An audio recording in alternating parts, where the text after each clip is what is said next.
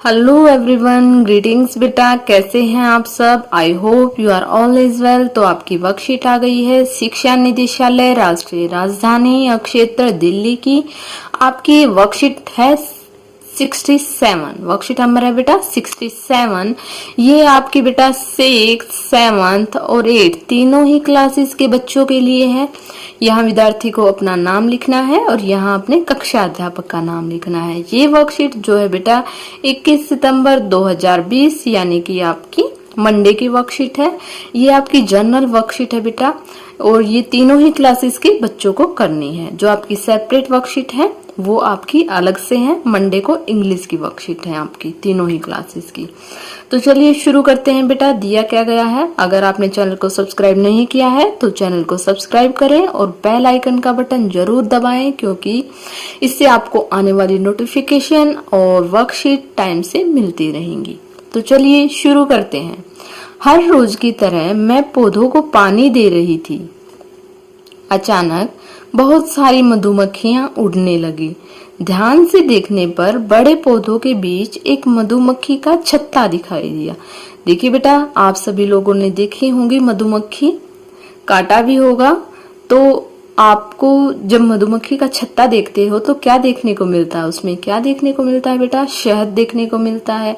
और जो है वो हमें मीठा सा शहद देती है मधुमक्खियां। उसे देखकर मैं बहुत खुश हुई, क्योंकि अभी तक सिर्फ किताबों में ही देखा और पढ़ा था, लेकिन जब आज रियलिटी में देखा तो वो बहुत खुश हुई और अब समझी कि किताबें पढ़ना कितना जरूरी है। अगर मैंने मधुमक्खी के छत्ते से दूर रहने के बारे में ना पढ़ा होता तो जिज्ञासावश उसे छू लिया होता। तो क्या करती हैं बेटा, मधुमक्खियों को छत्ते को छूने से वो काट लेती हैं। तो इसमें एक संदेश और क्या दिया गया है बेटा कि आप जितनी किताबें पढ़ोगे आपका ज्ञान बढ़ेगा। तो किताबों से दूर नहीं भागना चाहिए, हमें किताबें पढ़नी चाहिए। और मधुमक्खी मुझे काट लेती, अगर वो जो है उसने किताबों में नहीं पढ़ा होता कि मधुमक्खियों को छेड़ने से वो काट लेती हैं, तो वो क्या करती, उसको जिज्ञासावश देखकर उसको क्या करती है, उसको छू लेती और मधुमक्खी उसे काट लेती। तो आगे देखिए बेटा क्या दिया गया है। आओ हम और रुचिकर जानकारी प्राप्त करें। देखिए यहाँ पर जो है हनी बी यानी कि मधुमक्खियों का छत्ता दिख रहा है और यहाँ पर भी देखिए ये रहा, इस पे बहुत सारी मधुमक्खियां हैं जो कि जो पेड़ों से रस जो है लेकर आती हैं फूलों से और अपने यहाँ पर यानी कि छत्ते में आकर उसको जो है डालती हैं। तो चलिए स्टार्ट करते हैं। और इसका छत्ता बेटा किस चीज का बना होता है? इसका छत्ता मोम का बना होता है। चलिए शुरू करते हैं। कुछ इसके बेसिस पर कुछ क्वेश्चन आंसर हैं जो कि हमें सॉल्व करने हैं।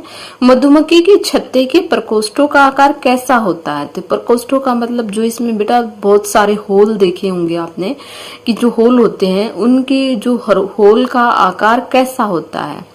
तो कैसा होता है बेटा, देखिए जैसे कि आपको देखने से पता चल रहा होगा। देखिए ये जो होता है इसके प्रकोष्ठों का आकार वो है षटकोणों यानी कि षटभुजाकार होता है। कैसे? देखिए यहाँ पर हम देखेंगे, ये है यहाँ से यहाँ 1 2 3 4 5 और ये 6 कैसा होता है बेटा? देखिए ऐसा होता है, ऐसे ऐसे ऐसे ऐसे ऐसे और ऐसे 1 2 3 4 5 और 6 यानी कि ये षटभुजाकार होता है बेटा। देखिए ऐसे, एक बार फिर से बनाते हैं, ऐसे ऐसे ऐसे और ऐसे और ऐसे यानी कि 1 2 3 4 5 और 6 षटभुजाकार होता है बेटा। इसके जो है छत्ते के प्रकोष्ठों का आकार षटभुजाकार होता है। तो नेक्स्ट है बेटा, मधुमक्खी के छत्ते में कौन सा पदार्थ होता है और वह हमारे लिए किस प्रकार लाभदायक है? तो मधुमक्खी के छत्ते में आपको पता है कौन सा पदार्थ होता है। मधुमक्खी से तो हमें शहद मिलता है, तो वो किस लिए लाभदायक होता है? देखिए बेटा, जब बच्चा जन्म लेता है तो उसके जो है मुंह में जो घुट्टी के तौर पर हम लोग शहद ही देते हैं, शहद देते हैं। दूसरा जो है खांसी है, जुकाम है, दमा है, निमोनिया है, इन सारी चीजों में सर्दियों में भी बच्चों को शहद दिया जाता है। तो इसका उत्तर हम कैसे लिखेंगे बेटा? इसको हम लिखेंगे कि मधुमक्खी के छत्ते में शहद होता है और यह हमारे लिए इस प्रकार लाभदायक है। सबसे पहले जो ये है निमोनिया, खांसी, डायरिया, दमा आदि बीमारियों में उपयोग होता है। इसके अलावा जो सेकंड नंबर पर है हमारा कि किसी भी घाव, चोट, खरोंच या किसी कीड़े के काटने पर इसे मलहम की तरह लगा सकते हैं। यानी कि बेटा देखिए, जैसे कोई भी छोटा मोटा घाव होता है या चोट होती है, खरोंच होती है, तो उससे हम ये शहद को हम मलहम के रूप में प्रयोग कर सकते हैं। इसके अलावा जो थर्ड है हमारा वो है फेफड़े व आंखों के रोगों में भी शहद लाभकारी होता है। तो क्या होता है, फेफड़े के रोगों और आंखों के रोगों में भी शहद लाभकारी होता है। जैसे कि रामदेव की बेटा जो दृष्टि है उसमें भी जो है शहद का प्रयोग किया गया है। तो शहद जो है आंखों में सुरमे के रूप में लगाई जाए तो वो क्या होती है, आंखों के लिए लाभकारी होती है। अगला प्रश्न है बेटा हमारा कि क्या आपको ज्ञात है कि मधुमक्खियां पर्यावरण की रक्षा में क्या भूमिका निभाती हैं? जानकारी इकट्ठी कीजिए। तो क्या करना है बेटा, आपको मधुमक्खियों के बारे में, मधुमक्खियों के विषय में, पर्यावरण की रक्षा कैसे करती हैं, आपको जो है जानकारी इकट्ठा करनी है। कैसे करती हैं बेटा? सबसे पहले तो वो परागण प्रक्रिया करती हैं। कैसे करती हैं कि जब वो एक पौधे से दूसरे पौधे पर, एक पेड़ से दूसरे पेड़ पर, एक फूल से दूसरे फूल पर जाती हैं तो वो क्या करती हैं, वो उड़ती हैं तो उनसे क्या है, बीज गिरते हैं, पत्तियां गिरती हैं। वो क्या होती है बेटा, परागण प्रक्रिया होती है, जो है अनेक नए पौधों का जन्म होता है इससे।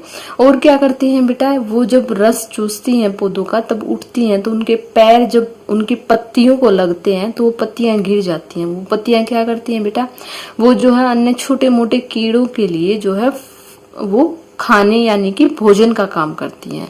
और बेटा पेड़ों के लिए जैसे वो पत्तियां गिरती हैं, मान लिया अमरूद का पेड़ है, अमरूद के पेड़ पर जैसे कि फल आया हुआ है, फल में से ही क्या निकलता है बेटा, अमरूद निकलता है। और जब वो पत्तियां झड़ जाती हैं तभी वो अमरूद बाहर निकलता है। तो मधुमक्खियां क्या करेंगी, उस पर आकर बैठ जाएंगी और जो वो उड़ने लगेंगी तो क्या करेंगी, वो पत्तियां जो है गिर जाएंगी। तो इस तरह वो पर्यावरण के लिए जो है सहायक होती हैं, खाद का भी काम करती हैं। तो इसको हम कैसे लिखेंगे? इसको हम लिखेंगे बेटा कि मधुमक्खी जो है पर्यावरण की रक्षा में महत्वपूर्ण भूमिका निभाती हैं, क्योंकि यह पेड़ों, फूलों और अन्य पौधों के विकास में सहायता करती हैं। देखिए बेटा, अगर वो फूल से उड़ेंगी तो बीज गिरेंगे, अनेक नए पौधों का जन्म होगा, अनेक नए फूलों का जन्म होगा और छोटे बड़े जीवों के लिए जो है भोजन का काम करते हैं। यानी कि उनको जो है छोटे मोटे जो जीवों को, कीड़ों को जो है भोजन मिलेगा और ये उनके लिए लाभकारी होगा। अगला प्रश्न है बेटा हमारा कि मधुमक्खी के अलावा कौन कौन से प्राणी पर्यावरण की रक्षा करते हैं, सूची बनाइए। तो देखिए बेटा, मधुमक्खी तो पर्यावरण की रक्षा करती ही है, तो उसके अलावा ऐसे कौन कौन से हैं? देखिए बेटा, केंचुआ है। केंचुआ क्या बनाता है, खाद बनाता है, जो है मिट्टी की उर्वरकता को बढ़ाता है, उसमें खाद का काम करता है। हमें जो है ये केमिकल यानी कि जो दवाइयाँ आती हैं बाजार से, इन दवाइयों का यूज ना करके हम जो है केचुए के खाद का प्रयोग करें तो इससे जो है खेती बहुत अच्छी होती है। इसके अलावा क्या है बेटा, इसके अलावा जो बैक्टीरिया होते हैं, सूक्ष्मजीव होते हैं, वो क्या करते हैं, वो गली सड़ी चीजों को जो है क्या करते हैं, उनको पुनर्चक्रित करते हैं, उसको उसकी खाद बनाते हैं तो वो भी हमारे लिए लाभकारी होते हैं। इसके अलावा बेटा गिलहरी, इसके अलावा हाथी भी सहायक होता है। तो इसको हम कैसे लिखेंगे कि जो मधुमक्खी है, मधुमक्खी के अलावा कुछ सूक्ष्म जीव होते हैं जैसे कि बैक्टीरिया, जो क्या करते हैं, वो जो है गंदी गली सड़ी जो है चीजों को क्या करती है, उनको खाद में बदलती है और जो हमारे पर्यावरण को साफ रखते हैं। इसके अतिरिक्त केंचुए होते हैं। केंचुए क्या करते हैं बेटा, केंचुए जो है खाद बनाते हैं। हमें जो है खेतों में जो हमें कीटनाशक दवाइयां न डालकर हमें जो है केंचुए की खाद का प्रयोग करना चाहिए।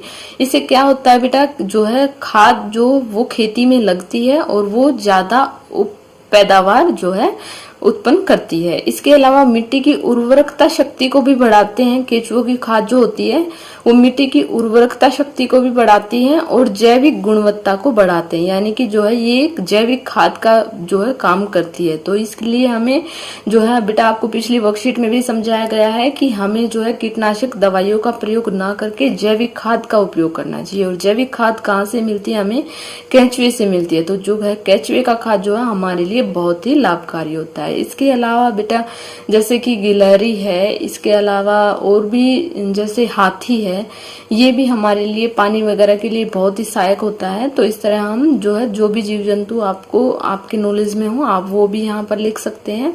आई होप बेटा आपको वर्कशीट समझ में आ गई होगी। अगर आपको वीडियो अच्छी लगी तो प्लीज लाइक कीजिए, शेयर कीजिए एंड सब्सक्राइब कीजिए। Thank you, thanks for watching.